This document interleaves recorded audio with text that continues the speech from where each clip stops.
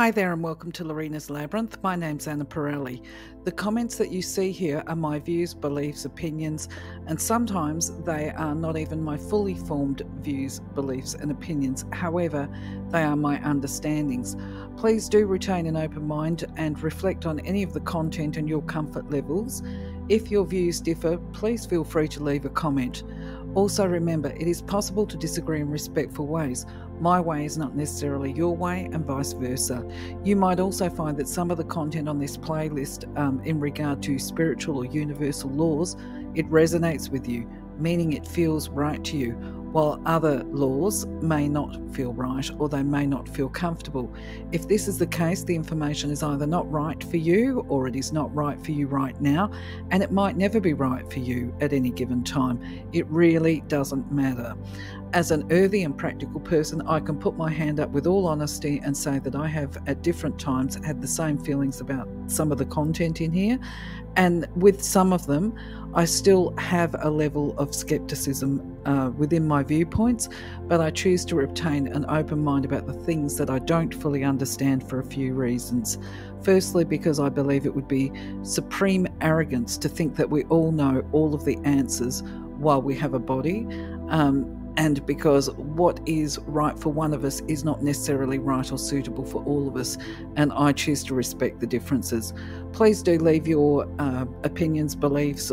Feel free to argue the points in a respectful way with any of the content on the slides and even my interpretations.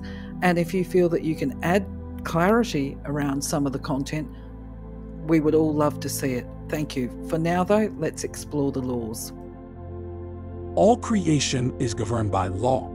The principles that operate in the outer universe, discoverable by scientists, are called natural laws. But there are subtler laws that rule the hidden spiritual planes and the inner realm of consciousness. Contained within these laws, or conditions, is the true nature of matter. Knowledge of these laws has an effect upon the mental urges. Mind is the builder. Stay in full mindfulness of the application of universal law as related to self and to others, and know that in love all life is given, in love all things move. In giving one attains, in giving one acquires. In giving, love becomes the fulfillment of desire, guided and directed in the ways that bring the more perfect knowledge of self as related to the universal, all-powerful, all-guiding, all divine influence in life. Love is life. When we go back, merge with the God source, in some infinitesimal but profound way, we expand the mind of God. Our higher self always points the best and most perfect way, and it is ours to listen and choose or reject what we hear. It does not blame, but patiently tries again to show the perfect way, the loving way. All of creation pushes forth. We are ever becoming. Identity ever remains. Universal Law number 66. The law of patterns.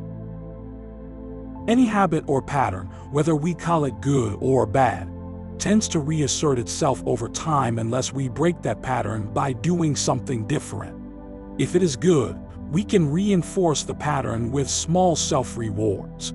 We have the power of spontaneous action, doing old things in new ways, changing and restructuring our lives and our behavior. Some of our change ability is dictated by the ways we learned when we were young. We learned to make sense of the world by observing patterns, and this has survival value.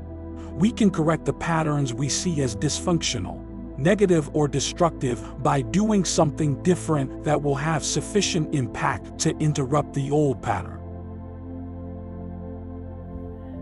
So I don't think anybody is going to dispute that habits are behaviours, that they're likely learned at some point, and that these patterns will continue until we, actually, when we talk about habits, they can be beneficial or they can be unhelpful styles of thinking and acting and that kind of stuff. And we will continue with that until we recognise that potentially it's problematic for us. Now, of course, when we talk to good or beneficial behaviours, we're definitely talking about a need to reward and reinforce those. But a point I want to make in regard to habits, because I think this story is quite hilarious, is some of the habits that we have, aka behaviours, what we do and how we act, some are voluntary and some are involuntary in as far as we're not aware that we're actually even doing them. And then when we become aware of a behaviour that we might have, we might not even know where it came from. And so I've got a funny story here, which is a prime example of how people don't realise what they're actually doing. And this is in a harmless way. It's actually, as I say, quite hilarious. I was living in a country town many years ago, and there was another lady in the town, and we both had children basically born about a month apart. We both had little girls. And the lady that I'm referring to, she was very, very feminine and ladylike, quite dainty, all of that kind of thing. And of course, as you do, you have chats with what your children are doing, you know, oh yes, I'm potty training and all of this stuff. Well, one day the mother happened to mention to me that she was pretty devastated. She'd observed her child doing a behaviour that she found to be quite disgusting, actually. And what it was she was potty training her child. And this little baby girl, who was a toddler, every time she got off the toilet, she would turn around and spit down the toilet with a big gooby spit, you know, one of the ones that, you know, most blokes, you know, the rednecks would be proud to be able to do. Anyway, the mother shared with me that she turned around and said to the little girl, "Don't do that, that's dirty," you know, that kind of conversation. So while the child was an infant, it had enough vocabulary to turn around and say, "But mummy does," right? And she said that she was actually horrified. She thought, why would the little girl say that, you know? Obviously, it's just a baby, so she didn't take it personally or anything like that.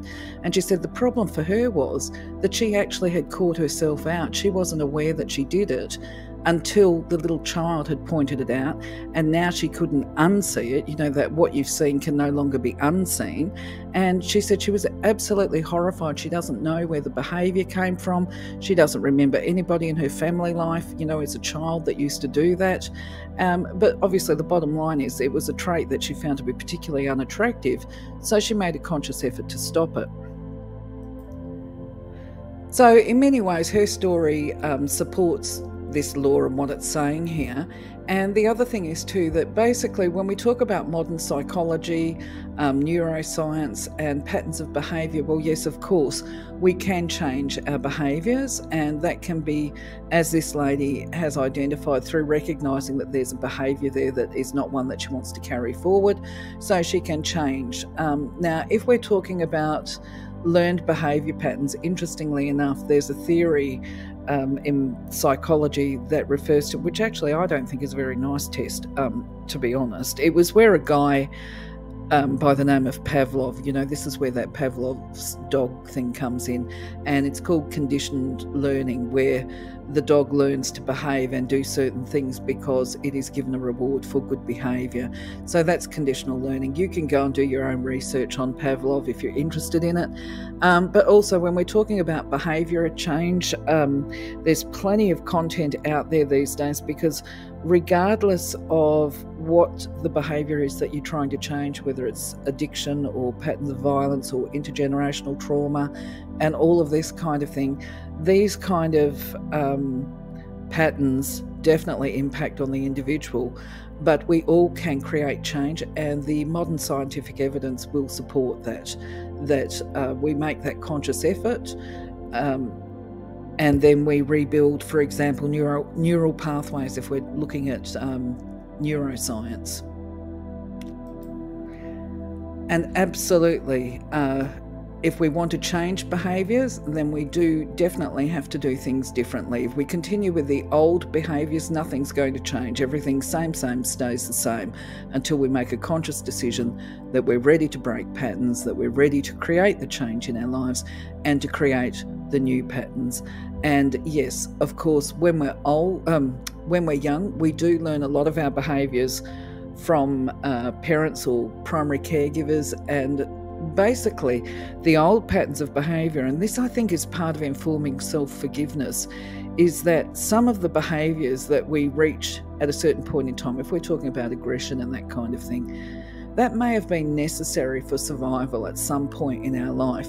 But as we come into new phases and stages of life, we no longer need certain behaviours, so we can let them go and embrace new ways of living and learning, and to create a more positive future. So just something to think about. If you've got some questions, or if you want to add a comment, by all means do so. You know, or if you've watched more than one video with me now, you will know that I invite all sorts of comments, and everybody's opinions and viewpoints are welcome, whether they agree with me or not. It's all part of expanding the knowledge base for all of us.